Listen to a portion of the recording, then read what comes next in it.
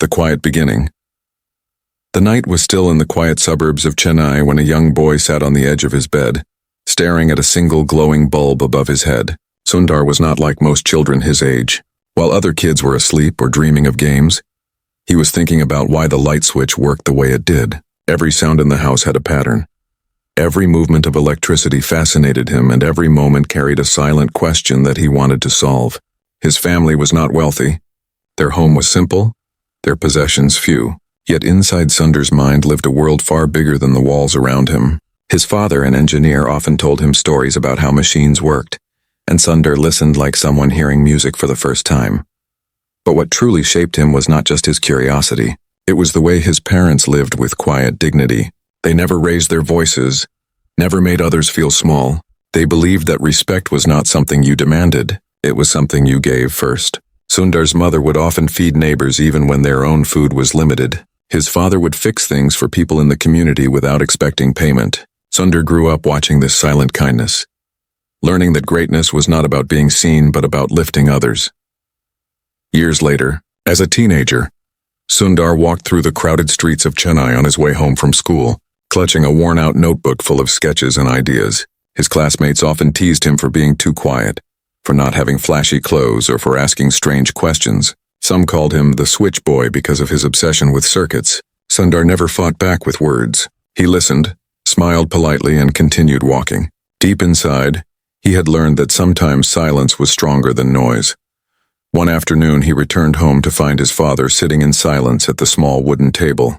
The company where his father worked was struggling, and layoffs were coming. Sundar could see the weight on his father's face. Instead of complaining, his father calmly explained to him that life sometimes brings storms, and what matters is how one stands in the rain. Sundar felt a quiet fire light up inside him. He promised himself that no matter what storms came, he would stand tall and never lose his humility. As years passed, Sundar's love for learning grew deeper. He earned a scholarship to study at one of India's top institutions. Leaving home for the first time, he carried only a small bag and his parents' blessings. He remembered his father's soft voice telling him, "Never forget where you came from." At the university, Sundar quickly realized how different he was from many of his classmates. Some came from wealthy families, spoke with confidence, and dressed in expensive clothes. Sundar, with his modest background, kept to himself. But it wasn't shyness, it was focus. While others partied late into the night, he spent hours in the library, fascinated by how technology could connect people and change lives. Professors noticed his quiet brilliance. He wasn't the loudest in the room, but his questions were always sharp, his understanding deep. He earned respect not by demanding it, but by consistently showing humility and strength. One fateful day, a guest lecture was announced at his university. Tulsi, Gabbard, known for her speeches on humility, leadership, and service, was visiting. At that time, she was not someone Sundar knew deeply, but the topic drew him in. He sat in the middle row, notebook open, as she began to speak. She talked not about power but about service, not about fame but about responsibility. She said that true leadership is not about standing above others but kneeling down to lift them up. Her words pierced through the noise of ambition that often filled the campus. Sundar felt something shift inside him. As Tulsi spoke about moments where humility changed the course of lives, Sundar thought about his parents. He saw their faces in every example she gave. His heart felt heavy but inspired. For the first time he realized that what he had grown up with, kindness, patience, quiet strength, was not weakness. It was leadership in its purest form. After the lecture, Sundar waited near the exit as students rushed forward for pictures and handshakes. He didn't want a picture. He wanted to say something honest. When she walked by, he simply said, "Thank you for talking about humility. My parents lived like that, and hearing it made me remember why I want to do something meaningful." Tulsi stopped. She looked into his eyes with a warm, thoughtful expression. "Never lose that," she said softly. "Humility will take you further than ambition ever will." That single sentence would stay with him for years, echoing through boardrooms, late-night coding sessions, and moments of doubt.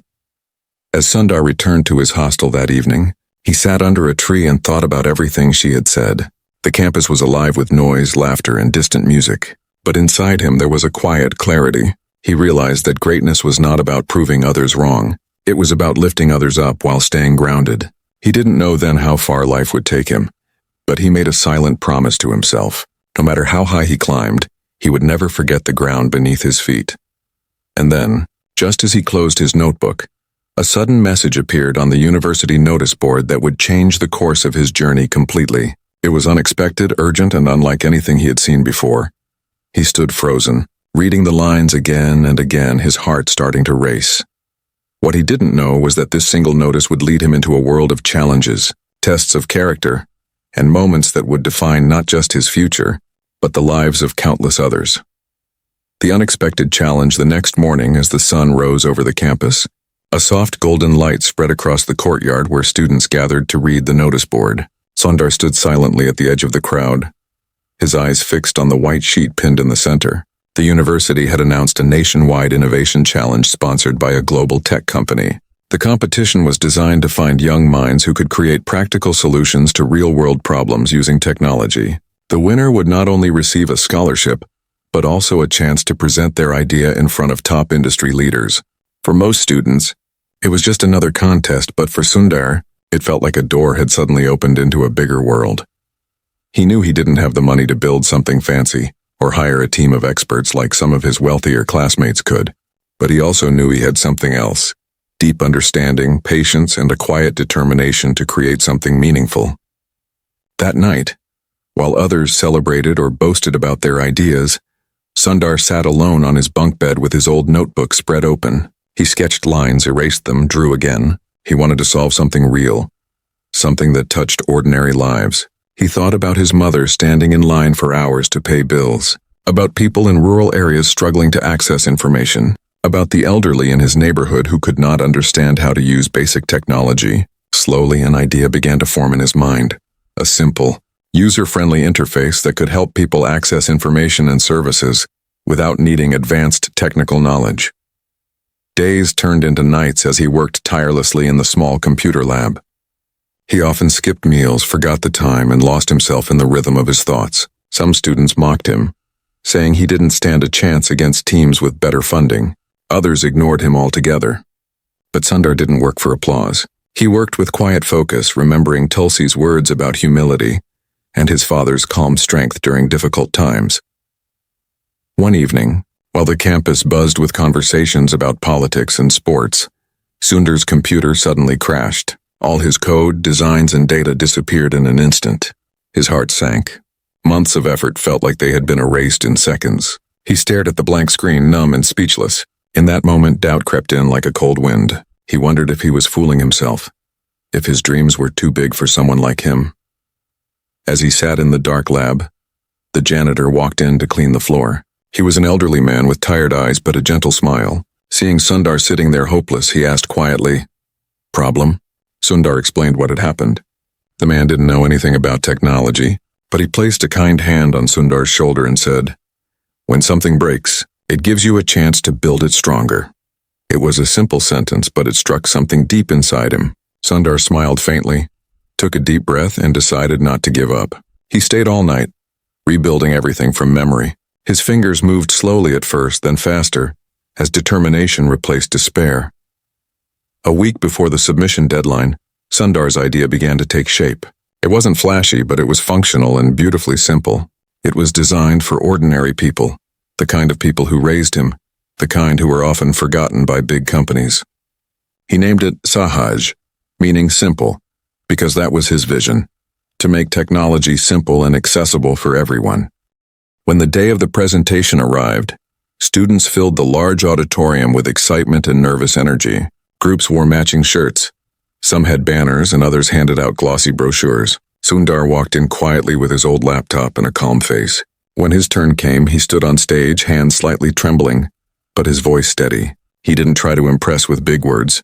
He spoke from the heart about his mother, about the people in rural areas, about the need for kindness and simplicity in technology. He showed how his design could change lives, not through luxury but through thoughtful utility. When he finished, there was a brief silence. Then, unexpectedly, the judges began to nod. One of the senior panel members leaned forward and asked a series of challenging questions. Sundar answered each one with clarity and respect, never trying to sound smarter than he was. He didn't perform, he explained.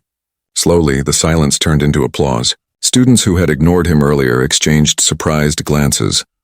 A few hours later, the results were announced. Sundar didn't expect to win, but deep down he hoped his work would be seen. When the announcer called his name as the winner, he froze for a moment.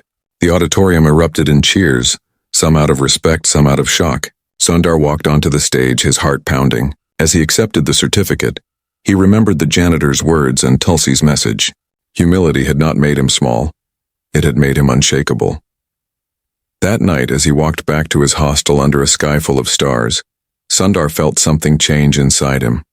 For the first time, he saw a glimpse of the future he could build, not just for himself, but for others. But what he didn't know was that his victory had caught the attention of someone powerful, someone who would soon test not his intelligence, but his character.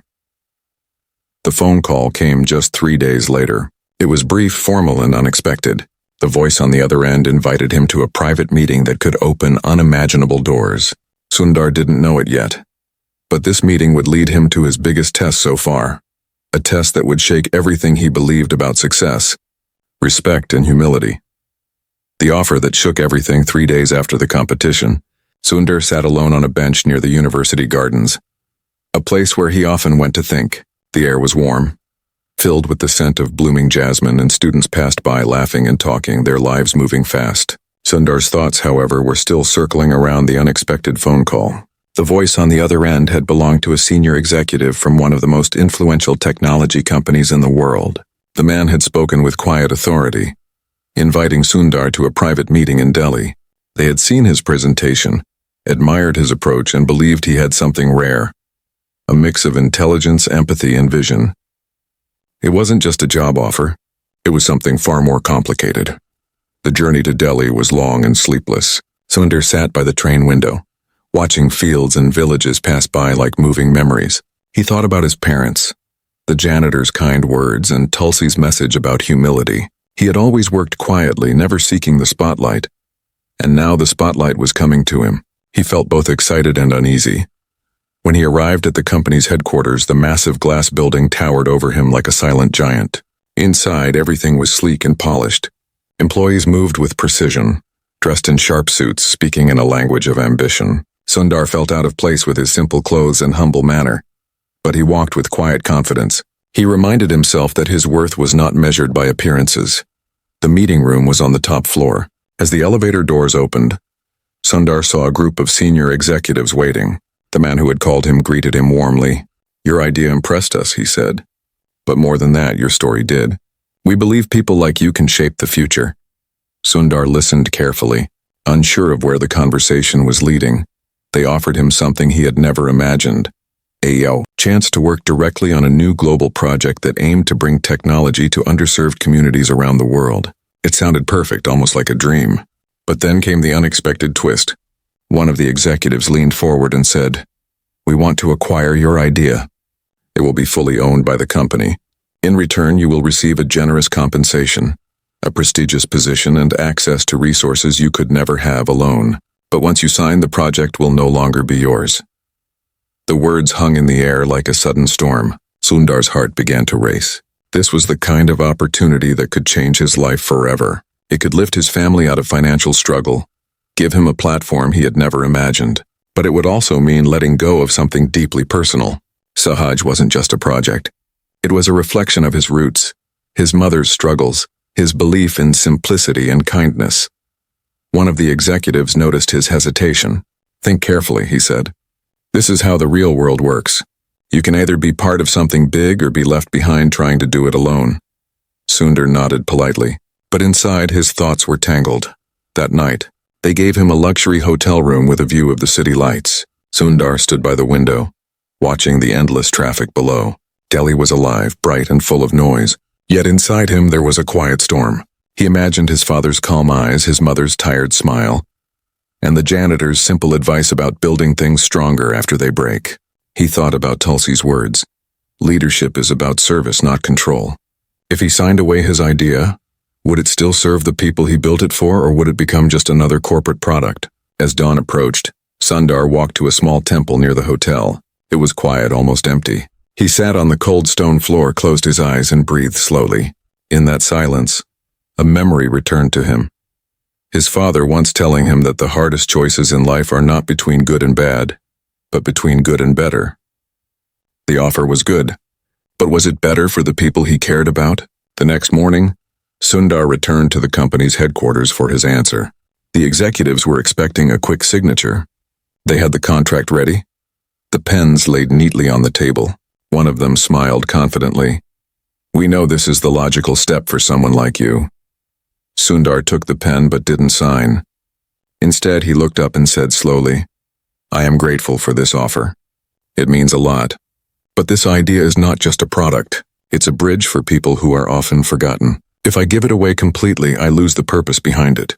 I'm willing to collaborate, to build it together, but not to let it be owned and controlled in a way that changes its heart."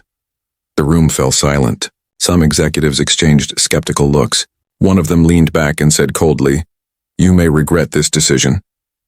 Sundar didn't flinch. "Maybe," he replied softly, "but I'd regret more if I lost why I started this in the first place." As he walked out of the building, the cold morning air hit his face. His future was uncertain, but his heart was steady. He had turned down something most people would accept instantly. It wasn't arrogance, it was clarity. But what Sundar didn't know was that this decision would ripple further than he imagined. The story of the young student who rejected a powerful offer began to spread quietly among influential circles. Some admired him, others saw him as naive. And in the middle of that growing storm, a letter arrived at his hostel a week later. It had no name, no company logo, just a few lines inviting him to a private gathering of global thinkers and innovators. The letter ended with one mysterious sentence: "Your humility has reached ears you did not expect." The circle of voices a week after Sundar returned from Delhi. The mysterious letter arrived folded neatly inside an unmarked envelope. The paper was thick, the handwriting elegant, and the message brief. It invited him to a private gathering of global thinkers and innovators in Mumbai, describing it as a circle of voices that shape the future. No company name, no grand title, no mention of media or press.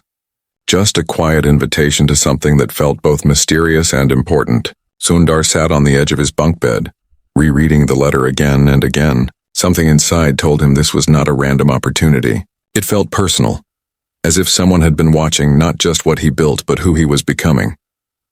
When he arrived in Mumbai, the city's restless energy surrounded him immediately. Tall buildings stood beside narrow streets. Luxury cars passed street vendors, and the air carried a mix of ambition and chaos. Sundar followed the instructions on the letter and found himself standing in front of an old heritage building near the coast. It looked nothing like a modern conference hall. It had carved stone walls, arched windows, and a heavy wooden door. A man in a simple white kurta greeted him warmly and led him inside without asking many questions. The interior surprised him. It wasn't filled with bright lights or large screens. Instead, a circular room awaited him, dimly lit with warm lanterns hanging from the ceiling. Chairs were arranged in a perfect circle, and in each chair sat someone different. Some were young like him, others older with wise, observant eyes. There were scientists, social entrepreneurs, writers, educators, and technologists. It was a gathering of people who didn't just build products but shaped conversations that guided nations. Sundar quietly took a seat, unsure what to expect. A woman in her 60s with silver hair and a calm presence stood up to speak. "Welcome," she said softly, her voice steady but powerful. "You are here not because of what you have, but because of how you think. This circle is not about fame or power. It is about vision and humility. We bring together those who dare to dream differently and stand for what matters, even when the world pushes otherwise." Sundar felt a sudden weight in those words, as if they were meant for him. As the discussions began, Sundar listened more than he spoke. People shared ideas about education, sustainability, technology, and humanity. There were debates, disagreements, laughter, and moments of silence. One man talked about building schools in remote villages using solar power. A woman shared how she was creating low-cost medical devices for underserved communities. These were not corporate presentations. They were raw, real conversations about human problems and honest solutions. When it was Sundar's turn to speak, he hesitated at first. Then he stood slowly, hands slightly shaking but heart clear. He spoke about his journey, about his parents, his love for simple solutions, his project Sahaj, and the offer he had turned down in Delhi. He didn't glorify himself. He simply shared the truth. The room grew quiet. The woman with silver hair leaned forward, her eyes soft but curious. "You turned down power," she said gently. "Why?" Sundar took a deep breath. "Because power without purpose feels empty," he answered. I want to build something that doesn't just make money, but makes life easier for people who are often forgotten. If I give away that purpose, I lose myself." A thoughtful silence followed his words. Then unexpectedly, Tulsi Gabbard, who had been sitting quietly in one corner, stood up. Sundar hadn't noticed her before. Her presence was calm but commanding. "This," she said, pointing at him, "is exactly why he belongs here." The entire room turned toward her. She walked closer and continued. "I spoke once about humility and leadership, not knowing who would truly live those words. Today I see someone who did." Sundar's heart pounded. He hadn't expected to see her again, let alone hear her speak those words. Tulsi explained that she had heard about his refusal in Delhi through unexpected channels and was moved by his choice. She had personally recommended him to join this gathering. "You reminded me," she said, "that real change starts with people who choose integrity when no one is watching." After the session ended, Tulsi approached him privately. They sat in the courtyard under the night sky as the city buzzed faintly in the distance. "What you did was rare," she told him. "Many brilliant minds lose their way when power knocks. But the world needs builders who stay rooted. You must understand, Sundar. Your decisions now will shape more than just your own future. They will ripple outwards." Her words carried both warmth and warning. She then handed him a small envelope. "Inside is not money or a job offer," she said. "It's a choice. What you do with it will determine the kind of leader you become." She smiled softly and walked away, leaving him holding the envelope in silence. Later that night, in his small hotel room, Sundar opened it. Inside was a handwritten note with a single line. "There will come a time when the world will ask you to lead. When it does, remember the quiet strength that brought you here." Below it was an address and a date, 3 months from now. No explanation, no signature.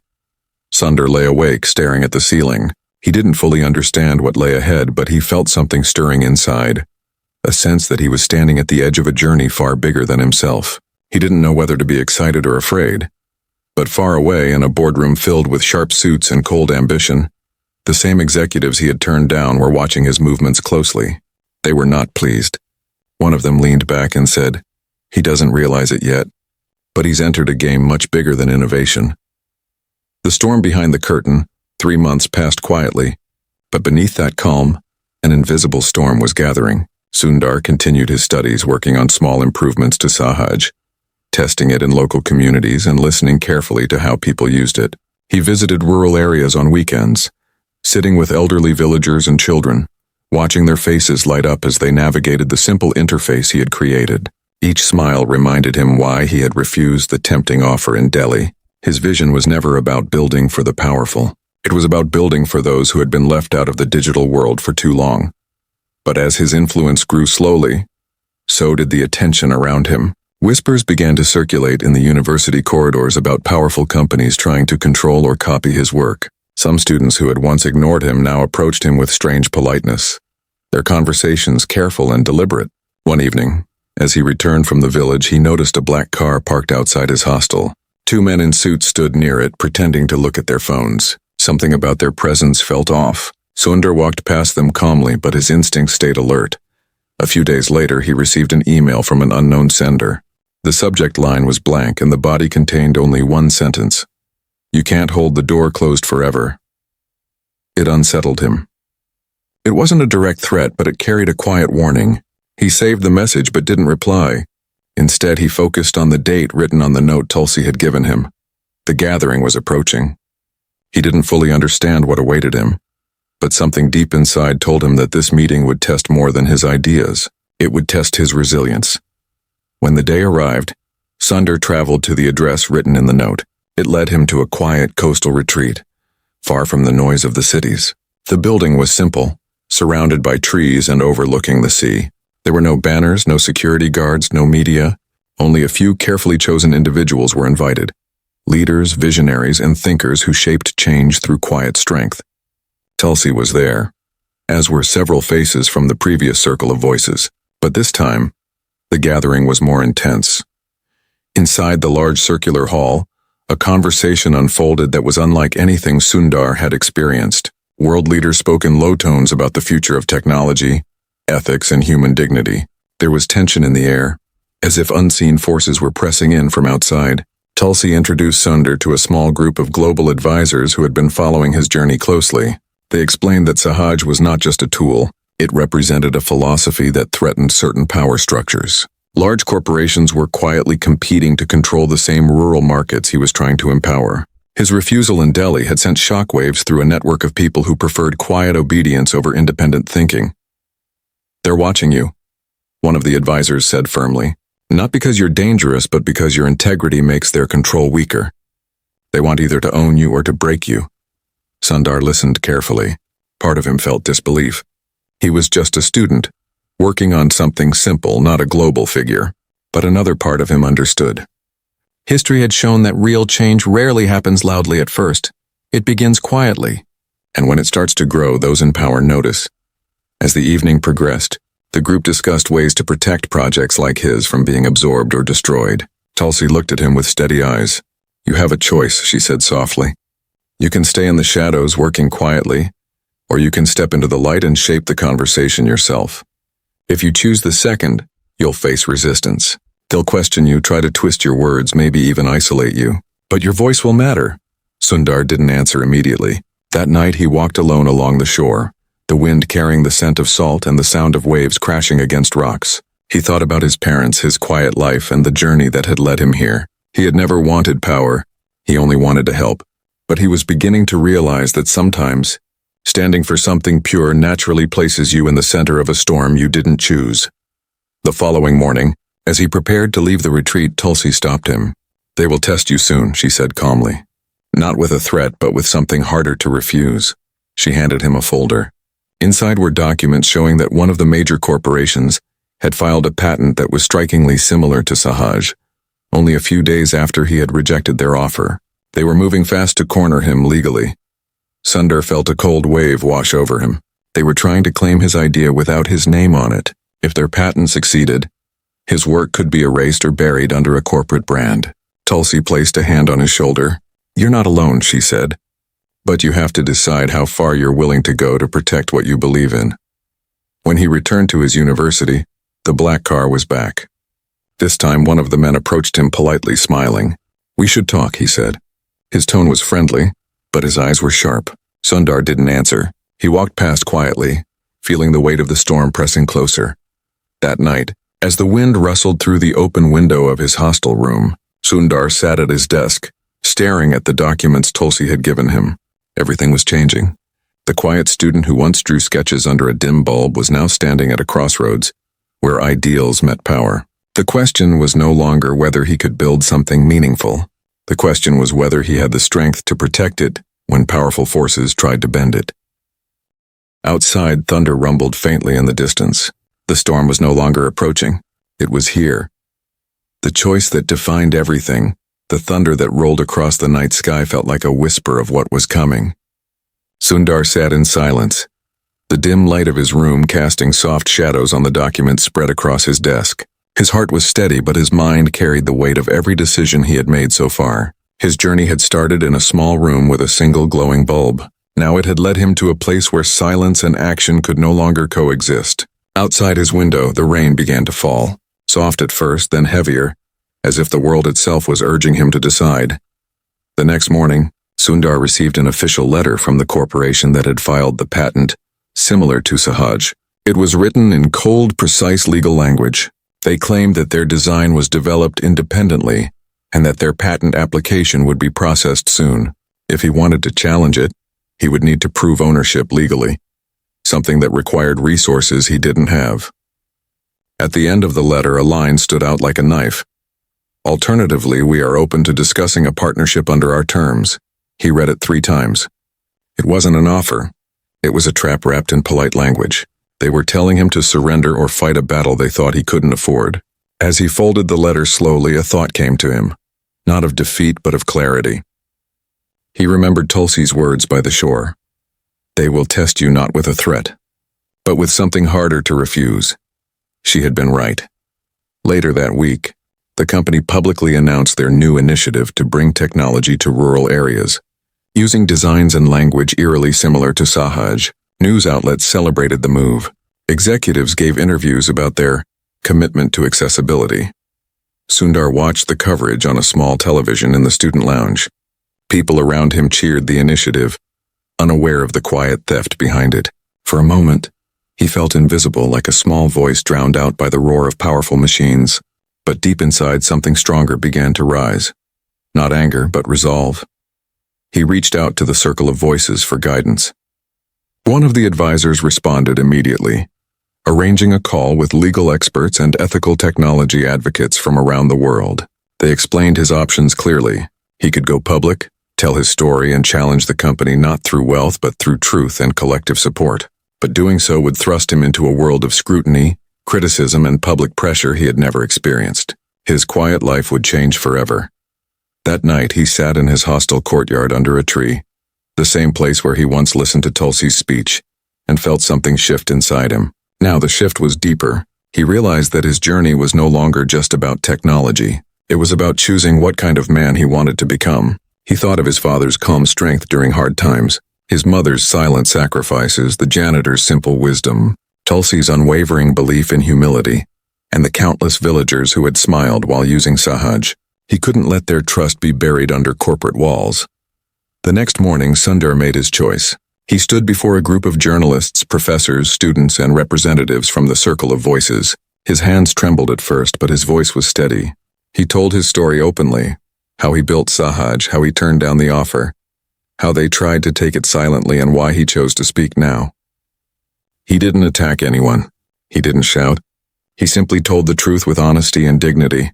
The story spread faster than he expected. Social media lit up with discussions. Ordinary people, especially from rural communities, rallied behind him. Small organizations, lawyers, and advocates offered their support. Within days, the company found itself under intense public scrutiny. Their carefully crafted narrative began to unravel. They tried to issue statements to control the damage. But the world had already seen a different side. A quiet student standing with integrity against a giant. In one of the most unexpected turns, several employees inside the company anonymously shared documents that proved Sundar's original designs had influenced their patent. It became clear that this was not coincidence, but calculated action. The patent claim collapsed under pressure, and the company withdrew its application publicly, trying to soften the fallout by framing it as a misunderstanding. But something more powerful happened. People across the country began talking about humility, honesty, and building technology for good. Sundar's story became a symbol, not of rebellion but of resilience. His calm refusal to surrender inspired young innovators to protect their values, not just their inventions. Weeks later, he was invited to speak at an international technology forum. The hall was vast, filled with thousands of people and broadcast to millions. Sundar walked onto the stage wearing a simple shirt, his posture humble but firm. He spoke not about his personal victory, but about the importance of creating technology that serves people, not just profits. He reminded the world that true leadership is not about control but service. His words echoed Tulsi's speech from years ago, but now they carried the weight of lived experience. At the end of his talk, the audience rose to their feet in a long, silent standing ovation. It wasn't the kind of applause that celebrated a hero. It was the kind that honored a man who stayed true when the world tried to bend him. Later that evening, Tulsi met him backstage. She looked at him with quiet pride. "You didn't just build something," she said softly. "You became something."